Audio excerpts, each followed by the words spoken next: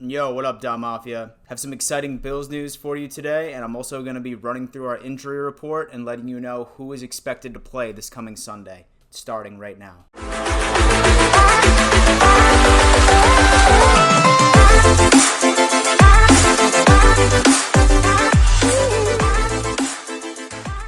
Welcome to another edition of the Don Mafia Report. Just as you probably know, it's been the bye week, and it's been more painful than usual, mostly because major sports networks are giving us even less coverage than they normally do. Normally, this is a collective 3 minutes per week once we are playing. Now it might even be less than 45 seconds. But with the lack of Bills coverage, that means someone needs to step up and give the Mafia what they want. And that's Bills news, baby. Like I said, we have a great show for you today. We have a couple of minor stories. Our major story is running through the entire injury report and letting you know who is going to be active on Sunday against the Dolphins. But before that, I need to give a major shout out to some of my recent Patreon contributors, Ryan McNamara and Tristan Erding. Thank you so much for supporting the channel. Patreon is really how this channel will stay alive for years and years to come. Say that you want to become a patron, just go to patreon.com/Dan Mitchell or simply just click the link in my description. So at this point, it's simply old news that we're coming off of a victory from the Tennessee Titans, which we accomplished at their home stadium, might I add. And like most fans, the majority of our attention span shifted to the bye week and then more importantly, the matchup against the Miami Dolphins on week 7.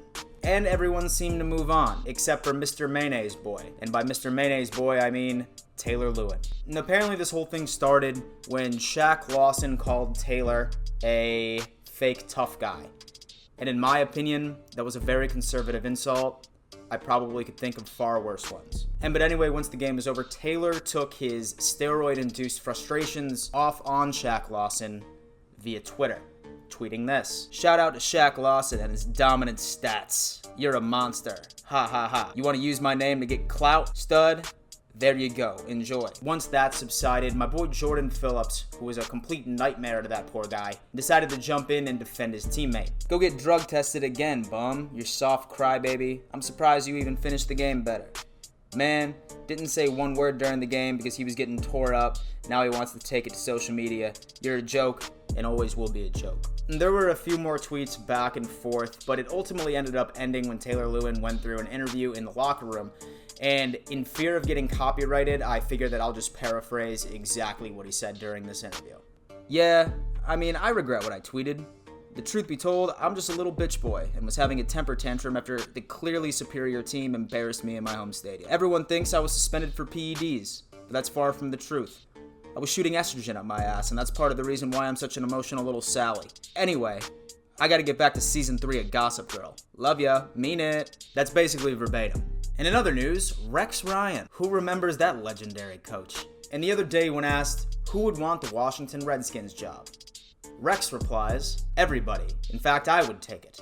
Now, let's just say that the internet went crazy with this. And so not just like some nice blog puff pieces, major news networks picked this up. The Washington Post reported, if nothing else, it may be nice for the Redskins to know that should they strike out on their top targets, they have a fallback option. A fallback option. That's what poor Rex is categorized these days. A fallback option. The last kid picked in dodgeball. Above all else, Rex is actually super talented. What other coach can take a top 5 defense and turn it into a pile of shit in less than 4 months? Nobody. And to be honest, I do hope that the Redskins eventually end up hiring him. More notably, before they come up to Buffalo, so we can just embarrass them one last time. So now it's on to our main story, ladies and gentlemen. Now, I think that it might be an understatement to say that this bye week came at the absolute perfect time. Our team was banged up. We really were. So with that being said, I just wanted to run through the injury report and give my best estimation, my best guess of who is going to be able to play this coming Sunday against the Miami Dolphins. First on the board is Josh Allen. Don't panic. It's nothing serious. I guess during Tennessee, during that interception, his left thumb on the non-throwing hand, praise be to God. And reports are saying that it's only a contusion and he should be 100% by Sunday. I'm not worried about him not starting at all. Look at the footage of Josh at the Sabres game. Does an injured man chug a beer like that? Fuck no. Robert Foster. Now, this guy's basically been living on the injury report since the beginning of training camp. And it pisses me off too, because he could really be a key player in our offense. Foster's been dealing with turf toe, like I said, since the beginning of training camp. And while he did play a couple of snaps, I believe it was during the Patriots game, his turf toe caused an additional groin injury as well. So reports are saying that he is showing little to no progress during his healing process. So say that there were to be anybody on this injury report that I do not feel confident in starting on Sunday against the Dolphins, it's gonna be Foster. But one thing I can say, let's cross our fingers and hope that he gets back soon. Next is going to be offensive tackle Ty Nsekhe. He is the gentleman that rotates between him and Cody Ford. He's been dealing with an ankle injury since week 3 when we played the Cincinnati Bengals, so for about 3 weeks. So there's a couple of theories here. Say that it is a high ankle sprain, then that could put him out at least 4 to 6 weeks. But it sounds like that reports are being cautiously optimistic that it's not a high ankle sprain, and this bye week that just passed by was all he needed, and he will be right back to starting duties. Next is Tyler Kroft. We were all excited about signing this man, but he just has the worst luck out of any NFL player in the history of the NFL. He was hurt in training camp. He missed all of it, and then he missed the first 3 or 4 games. Right before he was about to start, I'm pretty sure he got 1 practice under his belt, and boom, hurt again. Right back on the injury report list. Now, from what I understand, it's a ankle injury. I think it's a lower ankle injury itself. So reports are kind of skewed. But this morning I was on Instagram and I saw a video of him doing agility drills. So his feet look pretty damn quick, and it doesn't look like that he's hurt. So let's just cross our fingers that we can have our man out there. I mean, just imagine my dude out there with Dawson Knox. I mean, that's just... Our offense has so much potential. It makes me sick. Devin Singletary. We've been waiting for my man to be back since the New York Giants game in week 2. Now, I'm very, very confident that he's over his hamstring injury for a number of reasons. There was reports that he was supposed to play against the Tennessee Titans, but the only thing that held the coaching staff back from putting him on the field were the field conditions. If you were in Nashville, then you know it was a super shitty day as far as weather is concerned.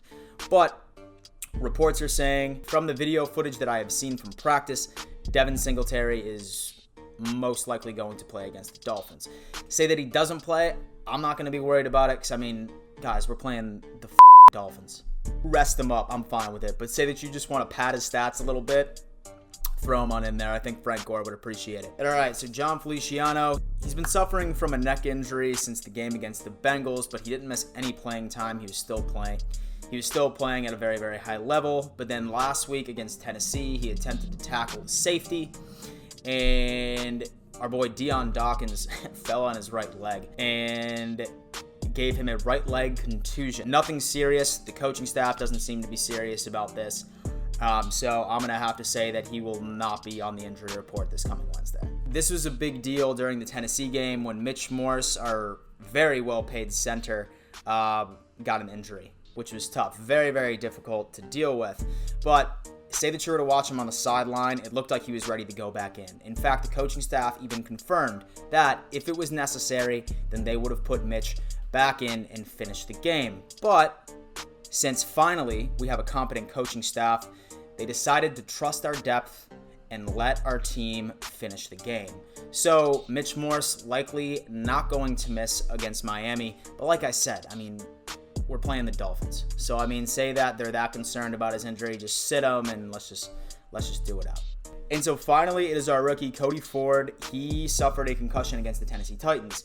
Now, the concussion protocol, it's a very unique animal. You never really know when someone's going to go through it. You could be somebody like Josh Allen and get through the entire process in 4 to 5 days, or you could be somebody like Mitch Morse and it could take 4 to 5 weeks. So I'm not necessarily sure about Cody Ford, so we're just going to have to monitor practice and see whether or not that he's playing.